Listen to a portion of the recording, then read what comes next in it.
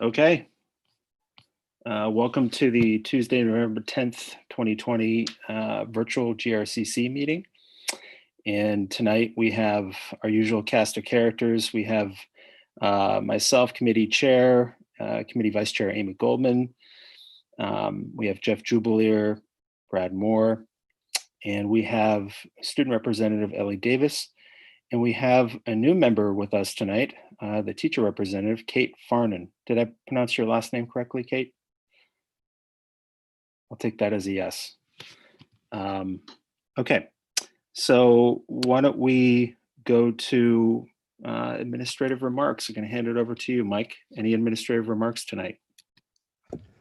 Just welcome to Kate, and thank you for volunteering to be a part of a teacher representative for our committee. And I'm glad that we could get you to join us. I know this was something you wanted to maybe join us last year, but then COVID kind of got in the way and we got a little sidetracked. So good to have you on board now.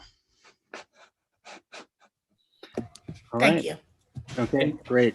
And Andrew, if the administrative remarks are kind of short, if I could just jump in before we go to public comment. Yep. Though we don't have on the agenda tonight any discussion of our phases or some of the recent emails I've sent yesterday. Sunday I sent an email to our community just with an update. We are seeing a continual rise in the spread in our county, and it is concerning. We are also seeing increased exposures within our district. Those increased exposures are still being traced to outside of school. In a meeting I had today with the health department to talk about, what we're seeing in the county, the health department did explain that a lot of the spread they're seeing as they do the contact tracing is it's social gatherings, it's other gatherings. It's a concern over we're seeing the results of Halloween. That, as the health department explained it, a lot of people in their neighborhoods maybe had a bubble with one or two neighbors, and that bubble is starting to expand. And it's the gatherings, it's the social gatherings that are happening outside of school. And I just want to again implore and just remind our community that our goal is to keep, we want to keep school open. In order to do that, in order to keep school open, we've got to make sure that we are not only mitigating the spread during school hours, but it also is what it takes outside of school hours. We have a lot of great protocols that our kids are being wonderful and our community is following, and the importance of following those protocols outside of school hours as well. We're going to continue to watch all of this day by day, week by week. And as I've shared in the communications, if we need to adjust, we will adjust. But as of 7:31 on 11/10, we're on the 10th of November here, we're holding on in the hybrid, but we'll continue to monitor. And again, just want to remind our community, thank our community for the vigilance and what everybody has done to come together. But we need to continue. We need to really continue, especially with the rising numbers going on. So though it's not on our agenda tonight, I just taking every opportunity to share that with our community. And thank you for letting me have a moment at the beginning of this committee meeting for all of you and for anyone else who may be tuning in and watching our meeting. You got it, Ken. Thanks. I mean, nothing else is really more important these days. All right. Thank you. Any remarks yourself, Mike, before you move into, well, we've got to do our approval of minutes. Everyone approve of the minutes? See a nod, thumbs up. Okay, both. All right, thanks. All right, let's move now into our agenda items. I'm going to hand it over to Mr. Petiti. Thank you. So we have 4 items tonight to make our way through.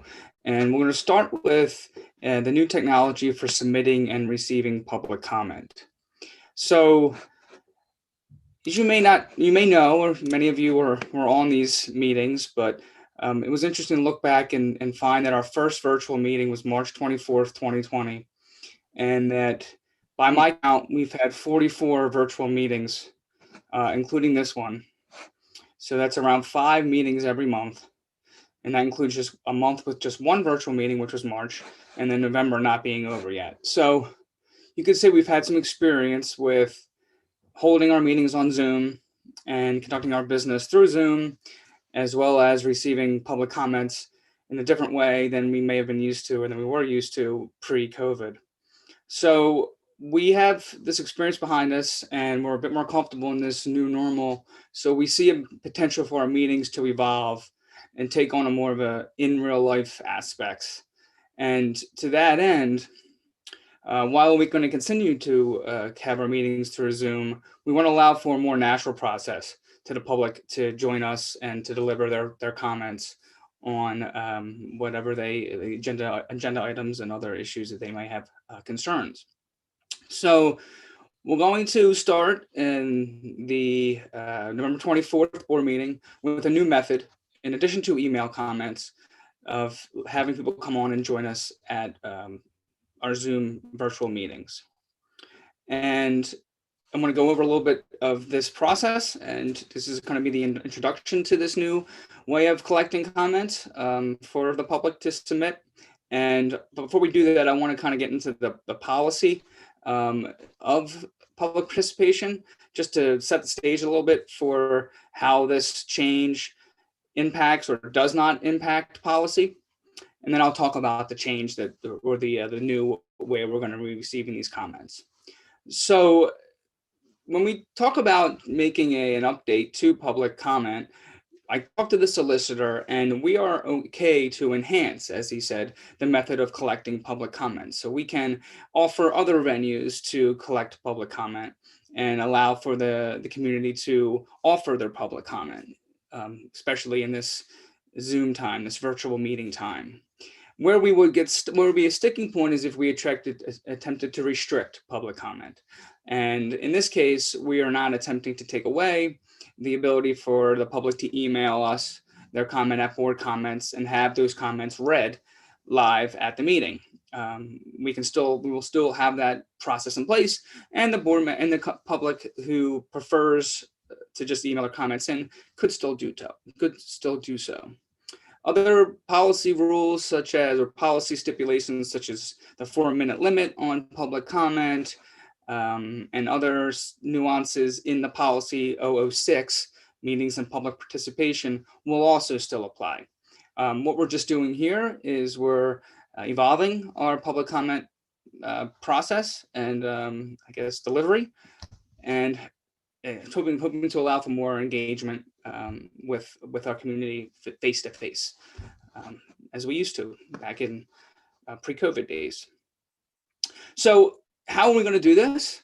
We are going to allow for individuals who wish to offer public comment through Zoom in the meeting live to join our Zoom calls. They will be able to register prior to the meeting to notify us, to allow us to work out the logistics and kind of get a sense of how many people we're going to be bringing in, that they want to join the meeting and that they intend to offer a comment.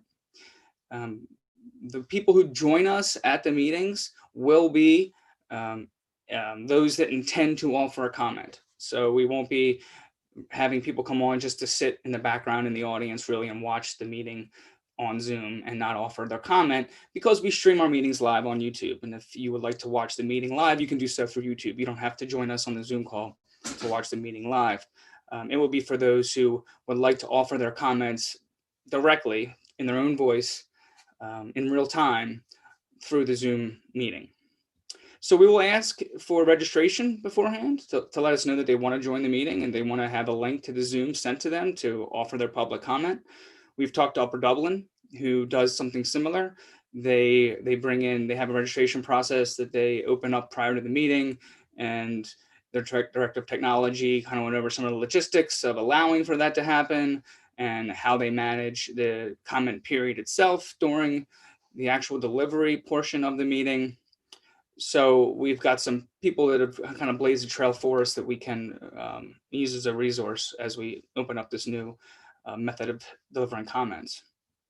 Once we receive the registrations, we'll then go through the list. We will notify those people of the Zoom link. We will make sure that there are certain stipulations that we are working on that are in place for them when they join, like having their real name and making sure they provide their address upon delivery of their comment.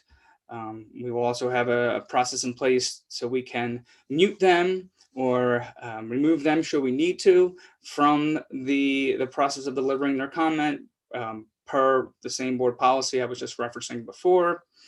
And similar to how it works with the in-person comments, again, back in pre-COVID days, we won't be asking them to submit their comments beforehand.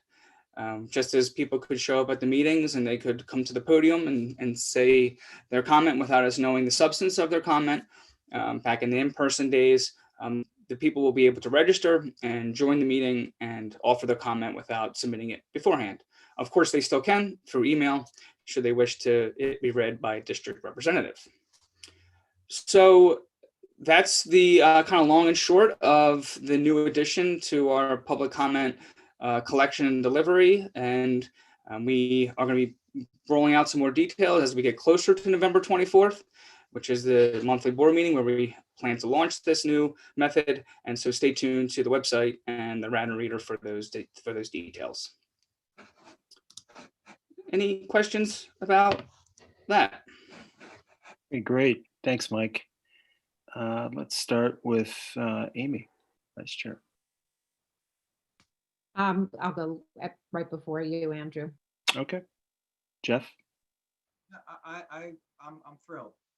I really am. Thank you. I think that's really important. I think there's something. Jeff, your volume, would you mind turning it up a Sorry. teeny bit? I'm sorry, I Is that a couldn't little hear you. Is that better? A little bit. All right, may have some internet issues. Anyway, Yeah. quickly, no questions. I'm happy to hear, and I think it's good for us and good for the district. Thank you. Thanks, Jeff. Mr. Moore? I also think it's great. We had a special board meeting in September on a controversial topic that piloted something like this, and I greatly valued that as a board member. It was incredible to hear the difference between a comment that's read aloud by Mr. Petiti, although he does an admirable job with it, and hearing from someone in our community directly. We heard all kinds of ideas on all different sides of that issue, and hearing from people's personal testimony, I think made a big difference to understanding how something was important to them, and that applied to all of the issues on the debate. There were representatives of all of the different positions offering that, and it was, I think, very helpful for our deliberation. This is more of a comment than a question, but something else that I've noticed about this time we find ourselves in is there's a lot more attention on our school board in Radnor, which I think is a good thing. I remember attending school board meetings for a substantial amount of time before I was ever on the board, and the room would be full when there was a big announcement, some group of students who were getting an award with all their families, and that part of the meeting would end, and then the room would clear out, and then it would be just a handful of people in the back of the room. But now the fact that we're online and people have gotten used to that, the fact that there are controversial issues that are impacting people's lives, decisions that we're making on the school board are a lot more salient for people. So we're seeing more public participation, and that's great. I welcome it. I think that some feedback that I've heard sometimes from members of the community is we might get a lot of public comment on controversial issues.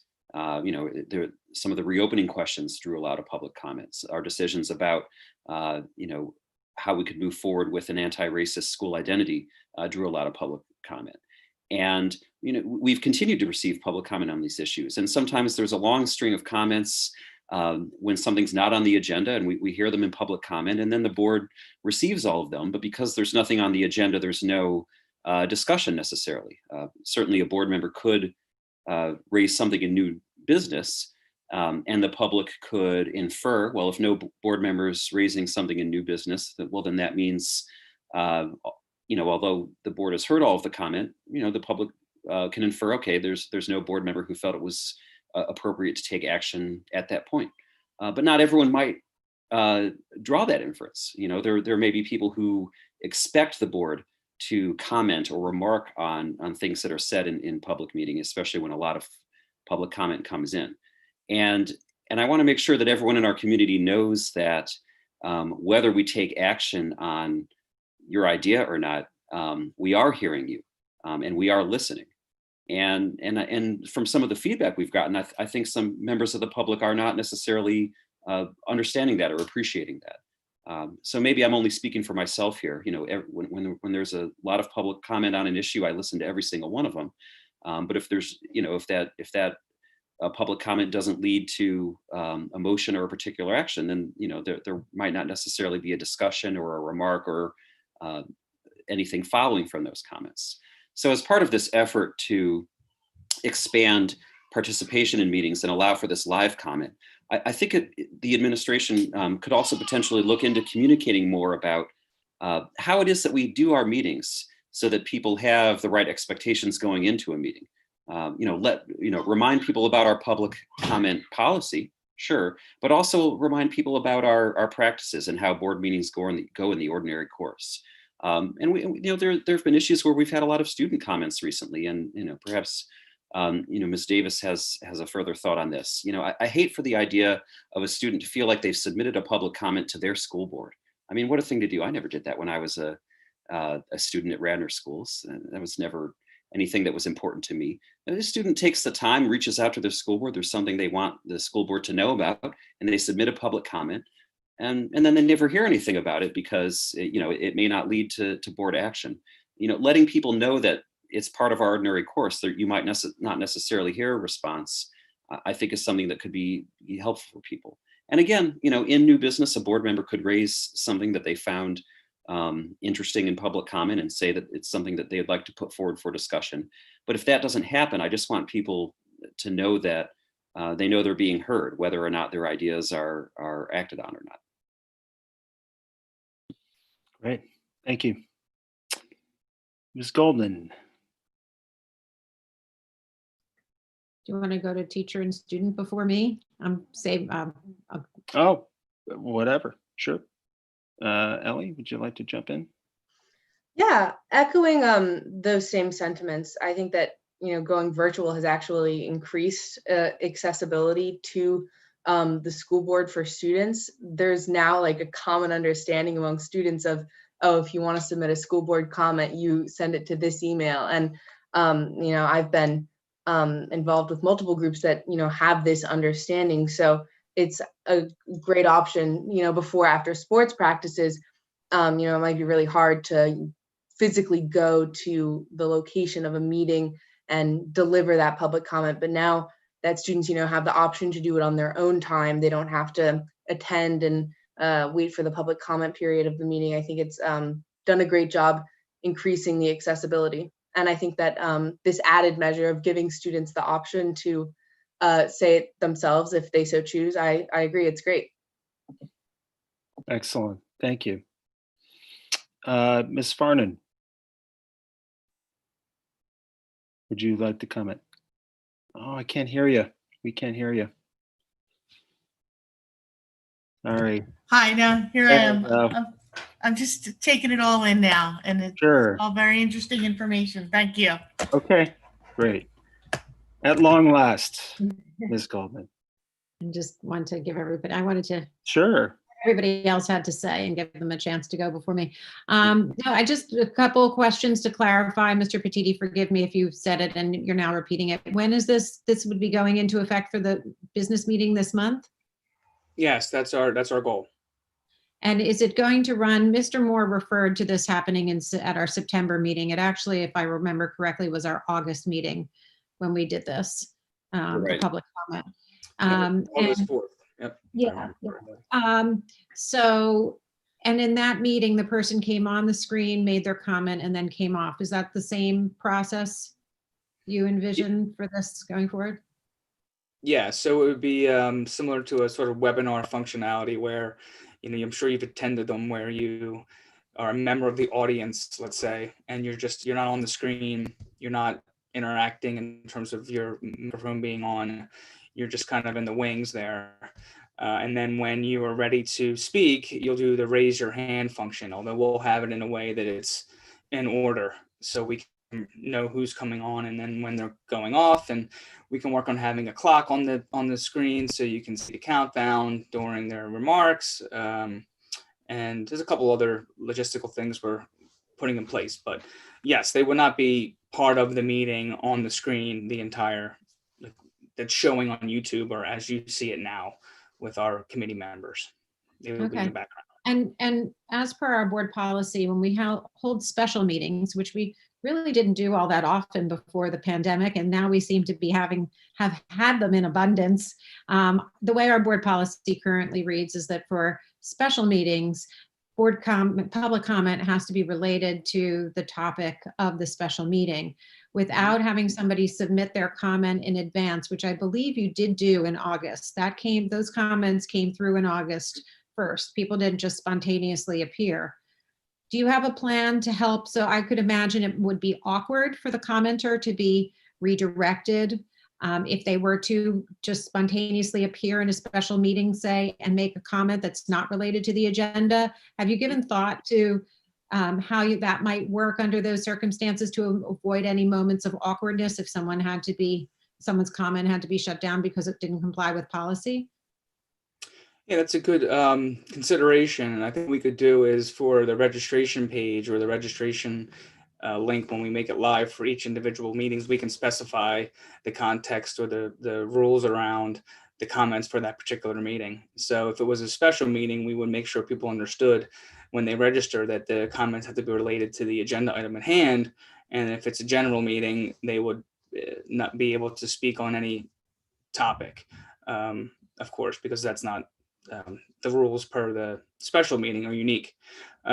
Also, we could make sure that potentially how this rolls out, we can introduce a comment form similar to what we did with the mascot. If we find that for special meetings, we would like to receive those comments in advance, just as a double layer of checking to make sure they are germane to the agenda items, we could introduce a comment form along with the registration link for those certain meetings, if we find that to be helpful.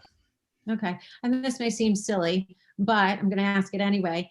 We won't be hopefully doing Zoom meetings forever. I mean, there's certainly some advantages to them, but I think there's some part of us that also wouldn't mind at some point in time when the logistics support it, that in addition to, because it's really why we are still meeting virtually, is that the logistics of being able to provide a meeting that is appropriately socially distanced and broadcast and all of the technology that would go into supporting an in-person meeting is not all that plausible right now.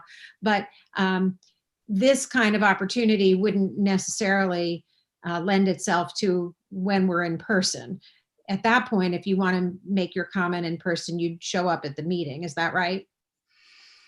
Well, I mean, it's a brave new world. I mean, we could, go as far as rolling in a screen and having somebody join us on a flat screen if they, if we want, and beam them in through Zoom while we hold in-person meetings. I mean, the world is our oyster, I guess. Or we could revert back to, we're closing down the virtual delivery and we are just going back to in-person only and email. The point I was making about the policy implications and why that's important is that, again, we can enhance what we do. So if we want to enhance this and then no longer offer it, it wouldn't be a policy change because we didn't make a change to the policy to enhance the methodology of collect comments. Could stop doing it, what I'm saying. At some point.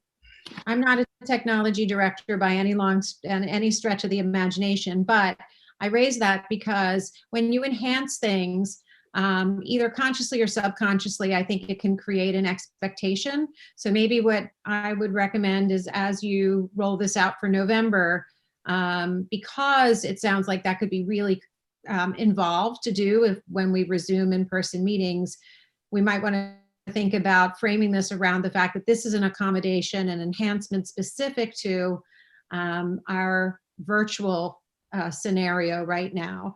And we wouldn't necessarily commit, not knowing what could necessarily be involved. We might not want to put those resources into something like that if we resume in-person meeting when they can be going other places.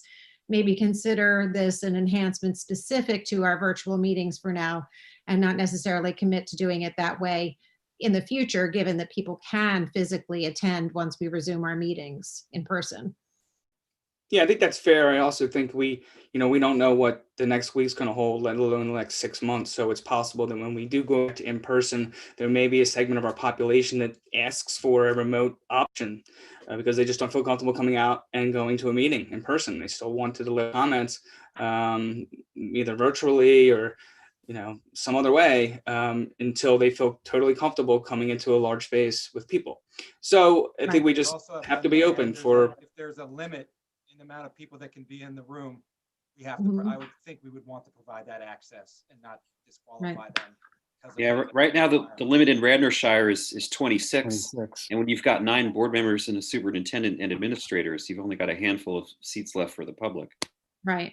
Right. So I'm just saying, we're going to roll this out in stages and make sure that we just sort of, we're going to do this for the here and now, and then consider when we shift into a new way of meeting and, resume perhaps our old way of meeting in the new era. We could look at that then, right? Absolutely. Or do it in increments. Okay. Well, thanks for making that possible. I too, to Bradley's point earlier, when people were able to deliver their comments by themselves, with all due respect to your reading them, Mr. Petiti, there was something really nice about being able to hear it from the author's voice and see their face. So I think this is a nice enhancement to offer.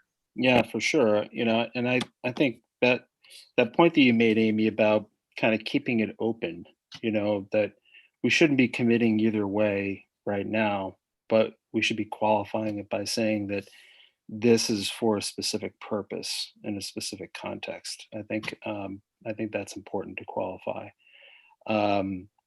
Before the meeting, we discussed, Amy, Michael, and I. We were just generally talking about this topic. And one question that I had that I think was sufficiently answered was, did we have to change our policy to do this? And our legal counsel said that we did not. And I think that that's an important thing for the public to know. And I think it's also just, I would just suggest that people who might be interested in joining public comment just have a quick look at the policy. The policy's on the district website. You can have a quick look at that. And as Michael pointed out very helpfully, I think there's a state law about ensuring the right of the public to offer comment in public meetings. And that was passed in 1993, a long time ago. Now, each district, though, does have the right to limit that time period. The average or the rule of thumb is around 3 minutes. We offer 4 minutes. And so those are just some interesting, let's say, info bits to share. But thank you all for your comments. Ken, did you want to say something? I'm just going to jump in just to say, Yeah. any further discussion we want to have about the legal aspects of it, because I think really, and I don't want to start quoting because I haven't read it in a while, but it's it's the public's opportunity to comment and put a comment in front of the board. It's not necessarily, what we have to do to publish that. It's that the board is listening. And so any of the detail is getting that comment, is getting it. The details is, as Andrew, you were just sharing those pieces. If we want to have further discussion on that, I think we kick it to policy. If we want to have any further discussion, Sorry, Amy. certainly we could certainly move to policy. But I think what I'm hearing from everybody is they're pleased with this, enhancement moving forward. And keep in mind, our writing comments in that existed pre-COVID. So we were ahead of the time. We were allowing community members to write in comments pre-COVID, and it was thankfully that in a way we had that already in place. Did help us to maneuver quickly to. Notice I didn't use the word pivot. Maneuver quickly to doing an online meeting. And we are not against having meetings in person, but I think we just to reiterate that as well. The challenge is, any location I think somebody just shared the capacity in the room that we normally use. It's 26. The administrators that would be there, the spacing, the amount of public that would want to come. And also our job is to keep school. We're working hard to keep school open, and we want to be contributing to the mitigation. We don't want to be contributing to events or social gatherings. And even our department meetings are happening over Zoom with our teachers. We're encouraging them to do that. Our administrative meetings happen during the day, even though we're all in our offices, happen over Zoom. We're all continuing to try to make sure that we can do whatever we can to help mitigate. And I think we're finding that, as some people commented tonight, that we're getting the work done of the school board, and not only getting the work done of the school board, continuing to make it very accessible to the public. So we'll continue to look at when we want to move to in person and when that would make sense as well. But I appreciate Mr. Petiti and Dr. Hand, Michael and Scott, for all you're doing to look at how we can enhance this. And if we want to kick this to the policy committee down the road to have further discussion, that's certainly something we can do. So thank you. Okay. I see that we're wrapping up our discussion of this, and we can now move over to the next agenda item, Michael. Okay, so this is an informational item regarding the teacher certification process, and an introduction would be helpful here to kind of set some context as to why we're kind of talking about this at our GRCC meeting. So the topic of staffing implications, potential shortages on the viability of our future learning models, particularly phase one, was covered initially at our October board meeting. And it was part of a larger presentation on the progress of the hybrid program. And in that presentation, which has been replicated and posted onto our board docs website for this meeting, are 8 or so slides that cover staffing in the district and staffing implications across the state and generally in terms of teachers certifications, teachers coming into the profession, broken down by subject. So that presentation itself, I don't want to rehash it tonight, but I do want to make the public aware of its availability in this agenda item as an attachment. There's also a video on YouTube where that particular discussion was pulled out of the larger board meeting video and is a separate video that you can watch if you'd like to just get that part of the presentation on the staffing implications as we look how our phases, moving between phases. Along with that topic on slide, I can actually pull it up and I'll share it just so you can see what the slides that were most relevant to our discussion this evening.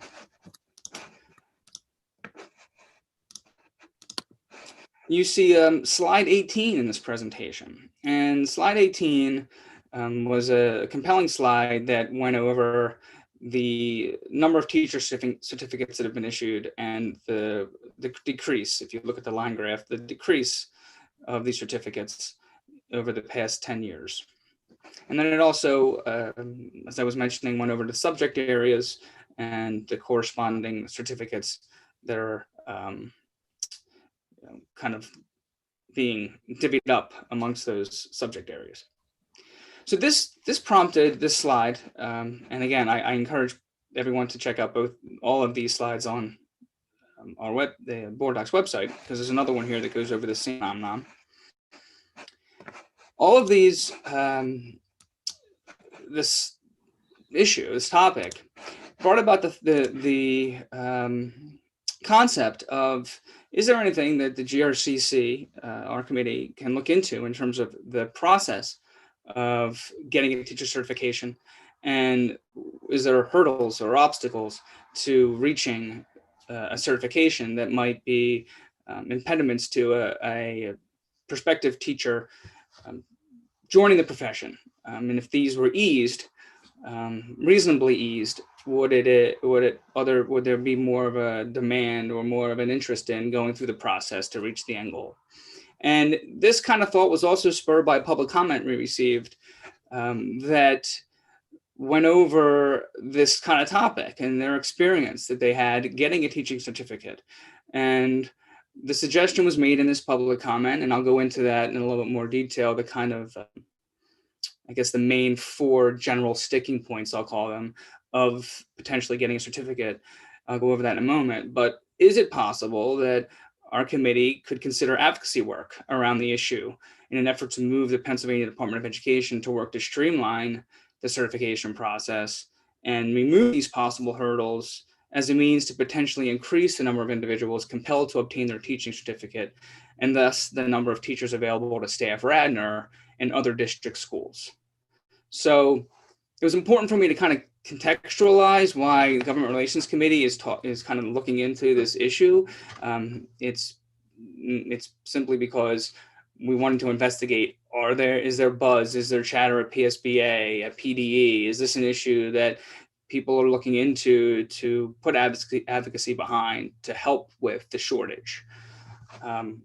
So with this background in hand, the 4 general sticking points that kind of came up through the public comment were the amount of time it seems to take that's expended to obtain the certificate, the cost, process inconsistencies, and health requirements.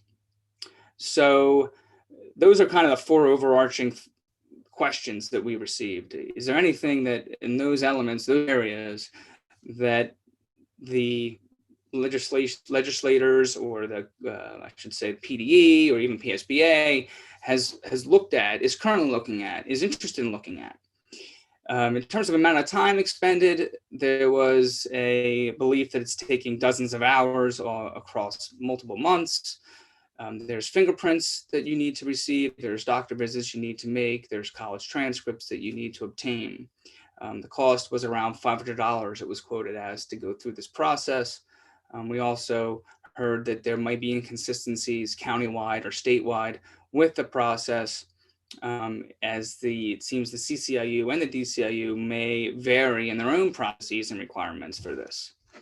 And then lastly, for health requirements, we were alerted to a potential hurdle with a TB test, having to get a TB test, tuberculosis, for all school personnel to be able to be allowed to even apply and accepted into a position. And along this TB test question was the belief that in 1997, according to the Pennsylvania Department of Health, the legislator was supposed to eliminate the TB test, which would have been in line with medical guidance that these tests were unnecessary. But the claim was made that the legislator never made this change to the school code. And so could there be some proactive steps taken to encourage this change to be made? I want to make sure we clarified this last kind of sticking point. So I reached out to our solicitor regarding, is it true that this test has been eliminated and it just needs to be kind of rubber stamped? And it turns out that this seems to be an inaccuracy. The test is, school health regulations require that the testing occur upon original entry into the school and in grade 9.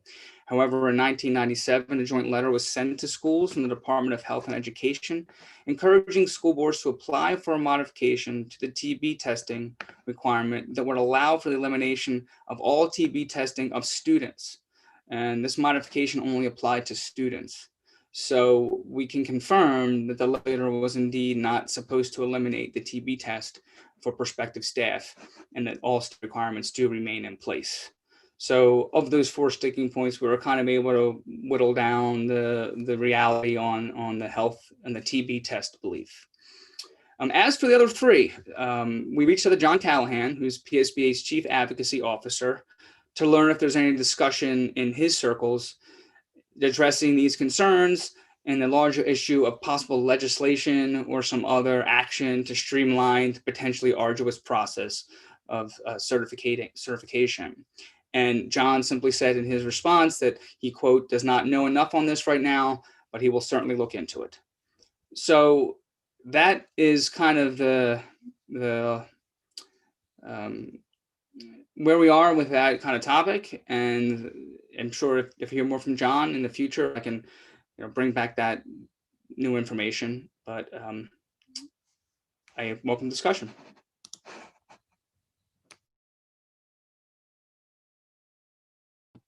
All right. Thank you, Mr. Petiti, for that.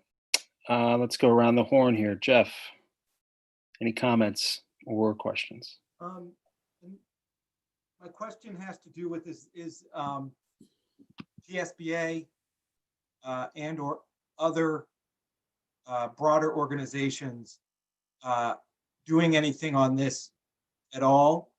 I know I'm in the right committee that some folks are very involved, and I see Mrs. Golden with their finger up already. Maybe she can answer this, because obviously it's a big issue and one in which we would probably like to join forces.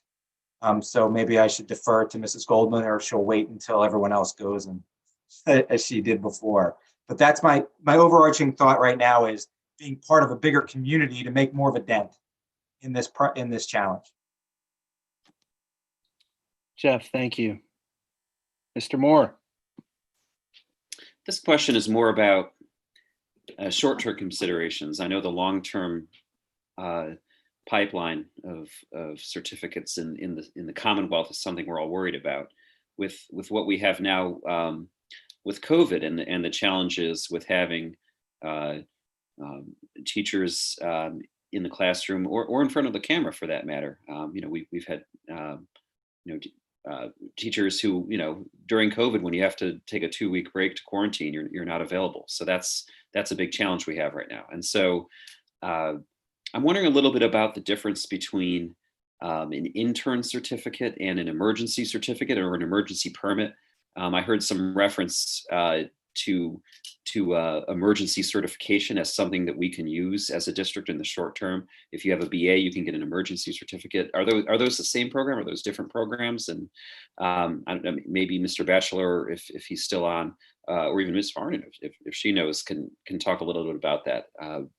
Because that's been articulated as a potential challenge we're facing right now because of COVID. Getting qualified teachers into the classroom. What does that emergency process look like? Yeah, and I think if we want to talk more about that, the best person to bring it would be to bring Mr. Stitzel to a meeting to talk about that. But there is a process where we can emergency certify, and that we can use, and we've been trying to put out some different to our community as well for, college graduates who didn't take a single education course and don't have a certificate, but you do have a college degree. There is an avenue that you can teach, and we can walk you through to become a substitute, to be a substitute in our district. And I know you just told me Mr. Stitzel's the right person to ask. Is that something that's for substitutes or long-term substitutes, but not for full-time positions, as far as you understand it? No, there is for full-time positions, there is a route for emergency certification as well. Okay. Thanks. That's the main thing I was wondering about. Okay, thanks, Brad. I'd like to now turn it over to Ellie. Do you have any comments or questions? No comment. Thank you. Okay. And Ms. Farnan, would you like to? I do. Thank you. I think, we all see that the teacher shortage is happening, and I think it really gives an opportunity to bring more diverse individuals into the teaching field. I just have to temper that with making sure you have the experience and the quality, and just to be able to keep all that in perspective. Well said. Okay. Mrs. Goldman, did you want to pick up where Mr. Jubileer left off by any chance? Yeah, sure. I was actually kind of surprised by Mr. John Callahan's response, because at our last GRCC meeting, we talked about Senate Bill 1216, which was the bill that had all those provisions for the Keystone exams on it. And actually, the name of that bill was Teacher a Temporary Certification Flexibility. the bill was really based on, it was authored by the chair of the Senate Education Committee, Wayne Langerholk. And the whole essence of the bill was to recognize the difficulty that paraprofessionals, recent graduates, teachers, et cetera, graduate students are having getting certified, and how much teachers are needed and have been needed in Pennsylvania for some time. So the crux of that bill, before all of the other things were added onto it that were coming from different topics, really was about addressing the situation. So, I can certainly share that bill with you. The problem with getting behind that bill at this point is that it's the end of the session. There's just been an election. The 2-year legislative session is ending in December. There aren't many legislative session days scheduled between now and the end of the session. So what happens at the end of a legislative session is that all pieces of legislation that are still hanging out there go in the trash bin. So what I might suggest is that if you want to pick up this conversation, might not be a bad idea to do it with Senator Langerholk. Now, he's not our direct representative. He doesn't come from our senatorial district, but I've always felt personally that the chairs of these committees really represent the entire Commonwealth, even though they come from a particular geographical district.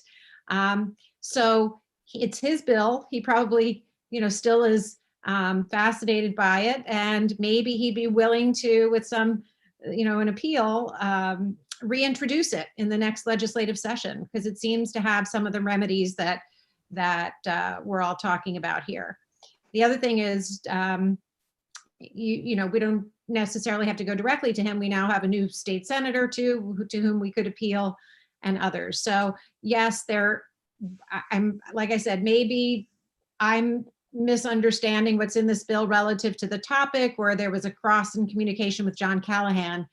But this was a huge bill we've been talking about with PSBA, and the crux of it is trying to help provide, navigate what can be a more challenging teacher certification process than is ideal under any circumstances, but particularly when you have a teacher shortage and urgent need for teachers. So that's what I wanted to contribute.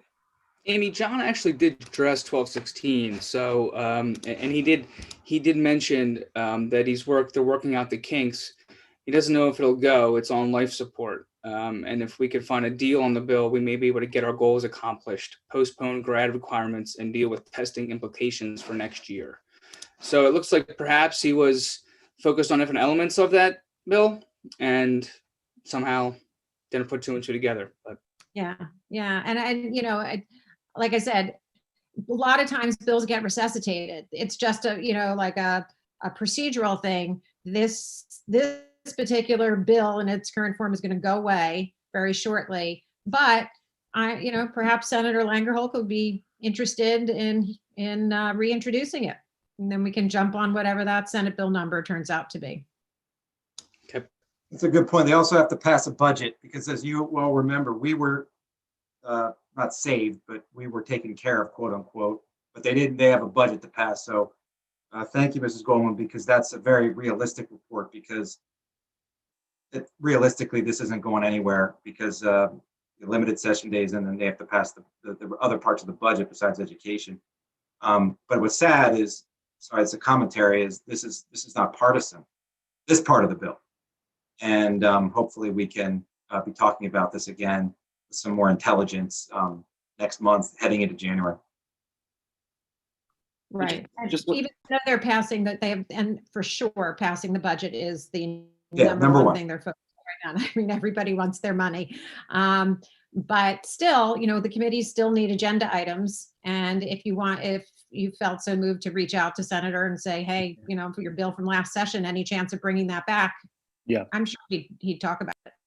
Okay, I just wanted to jump in because I think we're getting a little bit off topic there, but I have a couple of questions, and I guess my concern is just a general concern, and these are kind of open-ended questions.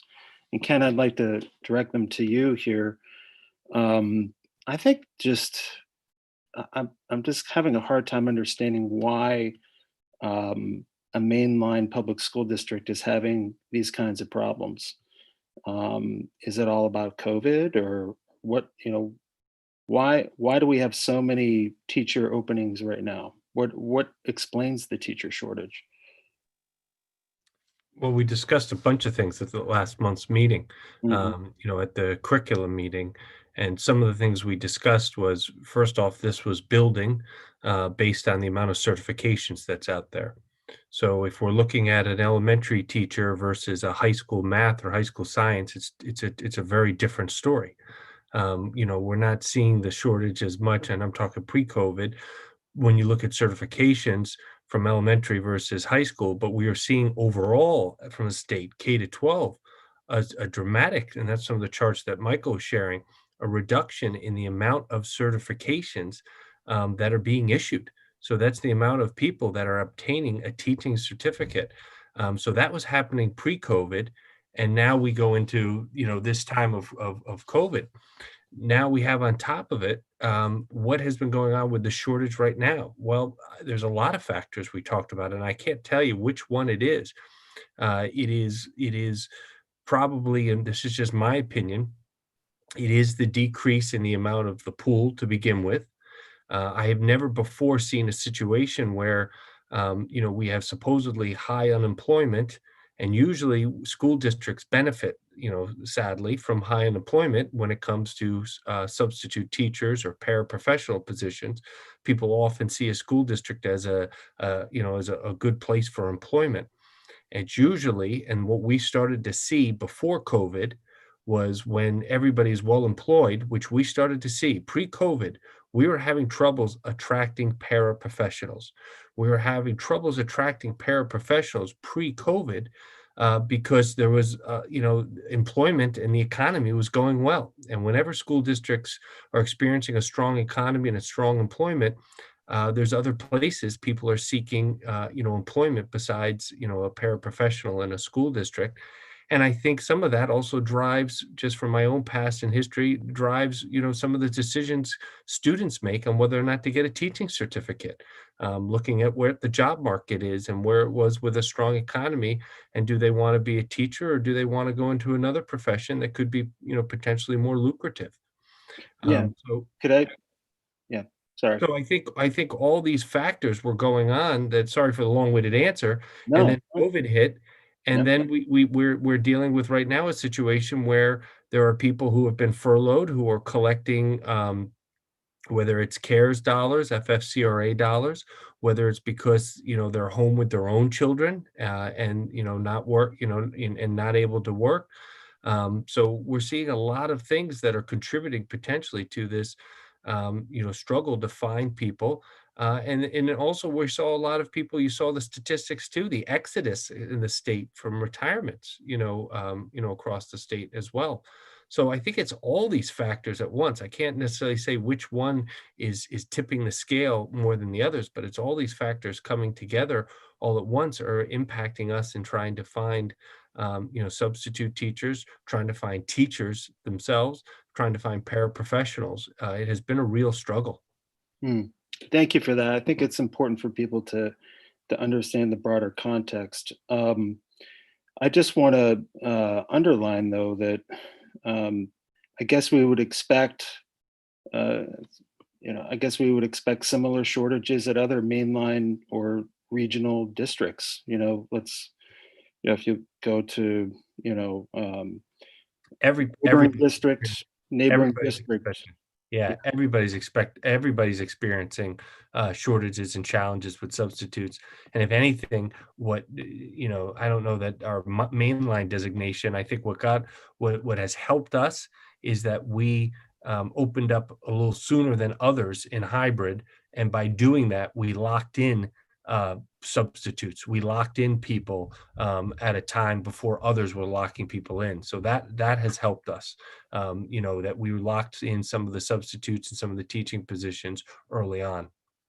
Right. I have to say, I mean, I share Mrs. Farnan's concern, though, that, you know, I, I, I I think that to a large extent, our district's quality lies on the quality of the pedagogy and the quality of the training of our teachers and the preparation of our teachers. You know, it's reputations are very hard won. And I think that, you know, I think we just have to be careful that, that we are involving people that are prepared, that are qualified to work in our district. I think it should be an absolute priority. And, you know, again, you know, I've taken a look around at other districts just to kind of pop in and kind of look, look at the information about, you know, teacher vacancies and such. And I don't know. It seems like our district seems to be having a lot of vacancies relative to other districts. Um, you know, and does that relate? Does that relate to our policies Excuse me. about COVID? I'm not sure what you're talking about, honestly. Excuse me one second, Chairman Babson. I just want to be mindful of two things. One is that the topic on the agenda for tonight was really about teacher certification, potential advocacy. So I just want to be careful, A, of the time, and B, that the fuller discussion, and maybe Well, Mr. Babson. as chair of the committee, I think that I have the prerogative to have this conversation. Yeah, well, I don't appreciate you interrupting me. Thank you. well, Andrew, I just am saying because it's about advocacy, and I'm just concerned, and maybe Mr. Batchelor can weigh in here. I will, you know, No, step back. but look, sorry, but I don't appreciate the interruption. What I just want to say, I want to make my points, and I just want to put it out there that I do not think that it serves our district well, to be even putting it out there that we should be involving people teaching in our district that are not qualified. And that No. we should be lowering our standards. I don't think that that is, and if that's not the case, then wonderful. But I think that it's very, very important that this issue just be out there as a discussion point. And I think also, you know, I appreciate the commenters, you know, that Michael responded to in the email there about TB testing and things like that. But, you know, are we saying that we want to cut corners on safety? It just, I don't know. I mean, maybe someone can comment on that.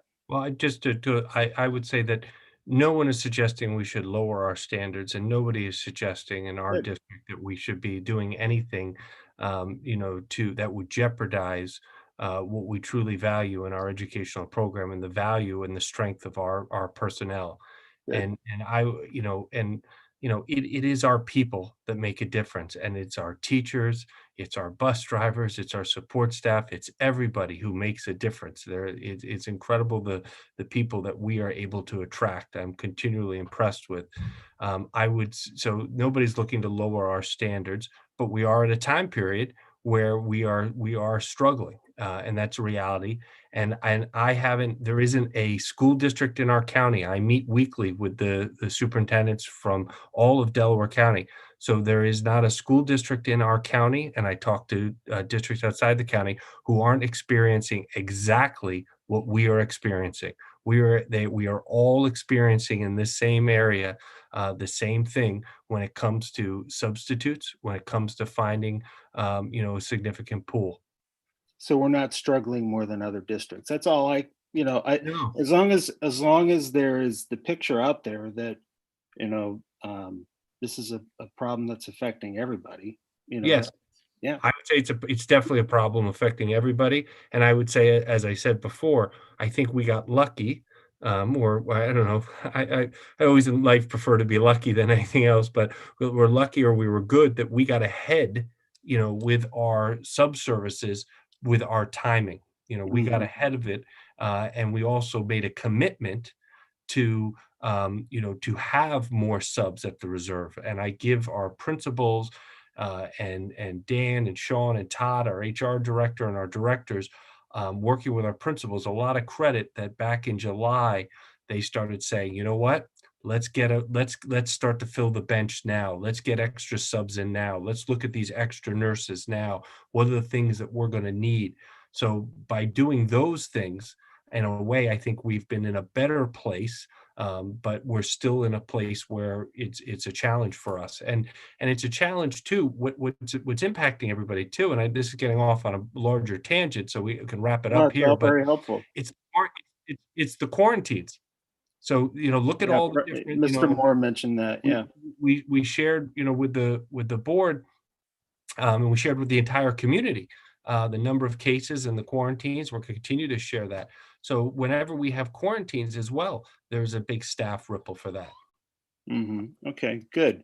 A final point, I appreciate, Amy, what you're saying, but yeah, this is an extremely important issue, in my opinion, and it's worth some discussion. And it has come up in previous meetings, but, it's back on our agenda tonight.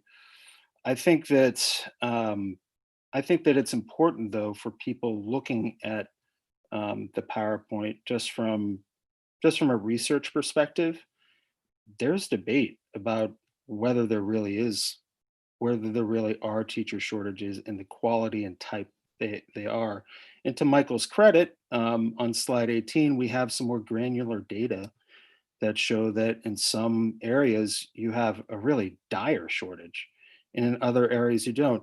I think my general point here is that this is extremely unusual for a top school district to be in the kind of situation where the words emergency certification, or talking, basically putting out a kind of not distress signal, but I mean, like, anyone who's interested, that's very unusual. And it's just, it begs the question. In other words, when people talk about teacher shortages, when Linda Darling Hammond or these researchers from Learning Policy Institute, when they talk about teacher shortages, they're really focusing on places that traditionally have a very hard time filling vacancies. So usually in rural areas, often in urban areas, right?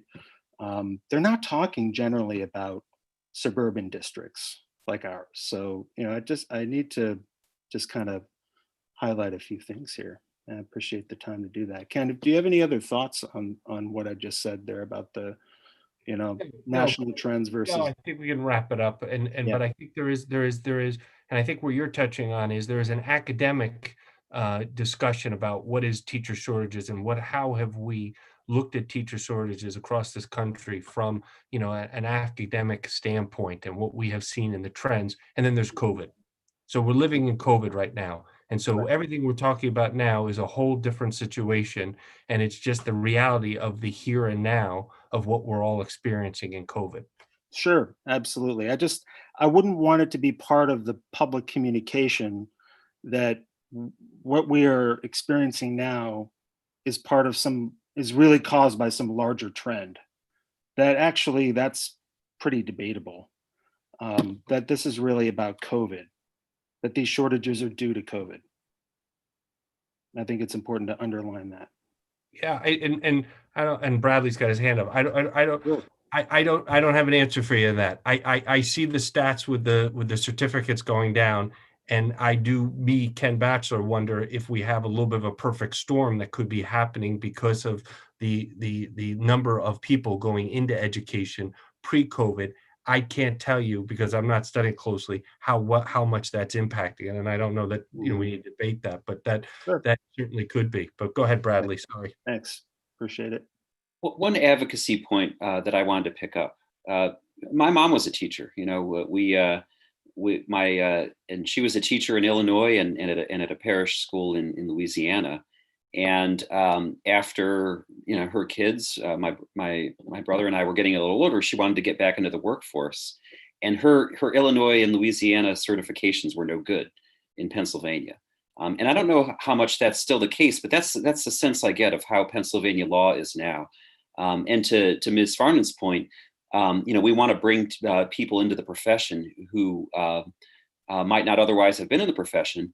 And in Pennsylvania, that's teachers from other states who could be highly qualified, experienced. And in the draft of that Senate Bill 1216, I don't remember. I'll have to double check. I don't remember a lot in there about teachers making from it other easier for experienced teachers from other states to get a Pennsylvania certification. I thought the adjustments were about other things. Yeah. So whether it's Mr. Petiti in his discussions or Mrs. Goldman as our PSBA rep, I think that's a point we should include in our advocacy. Because there really shouldn't be a lot of debate that those are potentially very highly qualified teachers with experience, and we should be welcoming them here in Pennsylvania. Great point.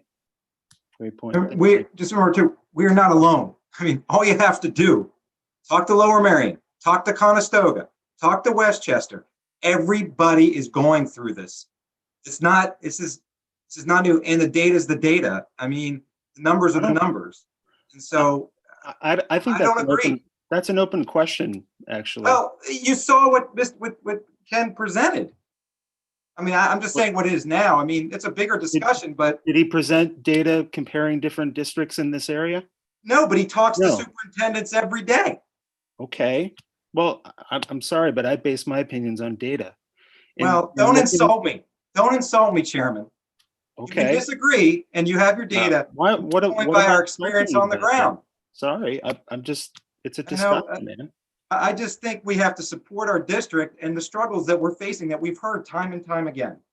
So advocacy is the topic of this agenda, and all we're doing is tearing it down. It feels like. That's my opinion.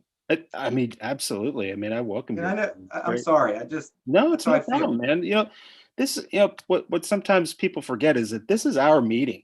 I know. This Fair is, point. we can talk however really we want to about these things. And I welcome this debate. It's perfectly healthy. So, and I respect you and I respect your opinion. Ditto. Yeah. Okay, good. Thank you for that. Any other comments on this particular issue? It's a very important issue. So, okay, seeing none, we'll hand it back over to Mr. Petiti. Okay, so real quick, because I know we are running a little late here, we were going to just discuss a little bit about federal and state federal legislation update. We talked on 1216, and that has been, last I checked or saw, referred to Senate rules and executive nominations, but that was back on October 5th. And I mentioned what John Callahan had said about it seeming to be on life support, but as Ms. Goldman mentioned, these can be resurrected. So we'll keep an eye on 1216. In our agenda or on board docs, you'll see some attachments for a November 4th legislative update from the Delaware County Intermediate Unit and a legislative brief from the DCIU from the 16th. So I encourage the public and others to check out those briefs that give you some nice little updates and synopses of the some of the bills that are up for discussion. A couple ones that I want to just point out. There is one that HB 703 that amends the school code to require school districts establish email addresses for each school director and post them on the school district's website. We already do that, so we're good there if that moved along. There's HB 2947, which is mandatory mask wearing in school buildings, which was introduced and referred to health education on October 19th. Again, in our health and safety plan, we are already mandating masks in school buildings, so we're good there. For the DCIU brief from the 16th of October, HB 2904, school sports attendance limits during COVID-19, which would allow school districts interested in allowing spectators at sporting and other events to develop an occupancy plan and submit it to PDE for approval. We do have an athletics plan in place and procedures for limited spectators already. So just wanted to kind of relate what might be coming down the pike to what's already in place here. And again, another example of something we have in place in our health and safety plan, HB 2905, is requiring schools to have a health plan in place that includes the cleaning and sanitizing of all buildings on a frequent basis. So it may seem strange that has to be codified in a bill, but we are already doing that without a bill in place for a health and safety plan. With those updates provided, assuming there's no discussion or any other commentary on some of the things in those briefings, I can move to our update on local election results, but I'll pause a moment in case anyone wants to discuss what the DCIU has released recently. Thank you. Any comments, questions? Okay, we'll take your lead there, Mike. All right, so yes, there was an election last week, last Tuesday, and here locally, we as the Government Relations and Communications Committee would obviously want to be informative and share out who our reps are now and who was selected or elected. So we have Mary Gay Scanlon, who is now the incumbent, and she won victory over Dasha Pruitt, 62% to 34%. She's the 5th district. We have a new senator at the 17th district, Amanda Capoletti, over Fisher, 62 to 38. She will replace Dalen Leach. We have Jennifer O'Mara, incumbent, will be staying with us at the 165th representative over Chris Smythe, Bob Smythe, excuse me, 52% to 48%, so a close race there. And Greg Vitale, he stays on as the incumbent victor over Boyle, 69% to 31%. He's a representative at the 166th. So as we usually do, we'll send each of these representatives a welcome letter that includes information about our committee and our openness to work with them as advocates for public education and be a resource. Okay, great. Thank you. All right, so unless we have any comments on that, I'd like to open it up for new business. May I just make a comment on that? I just want to also bring to everybody's awareness that both the Minority Senate Education Chair, Andy Dinneman, longtime Senate Education Chair, is no longer there. And the significance of that is that he comes from Chester County. It's really helpful when we're advocating if we have legislators that are right in our backyard. And right now, it's unclear who will get that position. There are some people in our neck of the woods that we're hoping might get it, but it's always helpful to have somebody who's in your, in your region to have that position. Also, unfortunately, the minority chair of the House Education Committee is no longer there. Spacing on his name, Jeff, you could probably help me. It's getting late, but I forget. But was a long-standing chair and also helped us access the House Education Committee. So that's something that as an advocacy, in our advocacy work, we'll need to keep our eyes on as well and develop relationships with those people in addition to our local reps, because becoming familiar with those two committees is really important in our work. Mm-hmm. Great. Thank you. Okay, any other new business? Okay, I actually wanted to bring up just a couple of things. Ken, I feel like I've already taken up a lot of your time tonight. I just wanted to just say appreciate the heads up about your message to parents today, discussing dashboard updates. There was a discussion about moving it from a monthly interval to a weekly one. Could you maybe offer some more info on that? Yeah, we gave a monthly update in October. We shared, just what our cases were. It's something that we're tracking weekly, and we're looking administratively trying to, publish that more weekly moving forward. Okay, good. And I guess I would ask Mike, is that something that we'd still have available on the website, publicly available? Yeah, sorry, do you want me to? Sure, absolutely, yeah. Michael, but I'll just say yes. I mean, just like we put everything that we've shared at a board meeting is always put on the website, and we've been sharing a weekly metric, the charts, and this could reside in that same location, as a weekly update on how we're doing with, exposures and quarantine. Okay, great. Yeah, I mean, it's a fast-moving situation, so timely information is helpful. I also wanted to bring up just one more thing. We've talked about how this committee will basically be the seat or the center for talking about the new mascot and the effort to choose a new mascot for Radnor Township, for our school district. And I know that there has been discussion about slating that for the November 24th business meeting. Is there any word on that that you might be able to offer, Ken? Yeah, so we are looking at in the December timeframe sharing, just the status for the plan and how we want to move forward. I don't know which committees are actually going to be meeting in December because we have board reorganization. Right. And we need to look at that structure for December. Mhm. So I don't know where that will be actually shared yet as we look at that schedule for what meetings we're going to actually host in December. But we're looking at December, sharing what some of the activities and actions that would begin in January, February, March. Then that would take place in January, February, March, April on that process. Okay, good. Thank you. And I just want to go back to the dashboard question. Just Please. that Yeah. we've hesitated from it because it is when we share it monthly, we have a board meeting and we can share it. We post it weekly, and the problems it presents when you post something weekly is a lot of people then start to try to guess and figure things out, and who is this, and it's missing context. So that's been our challenge. You could see, and I'm going to give an example from another district. Another district had a situation where if you read the dashboard, you'd go, "Oh my gosh, look at that spike they had."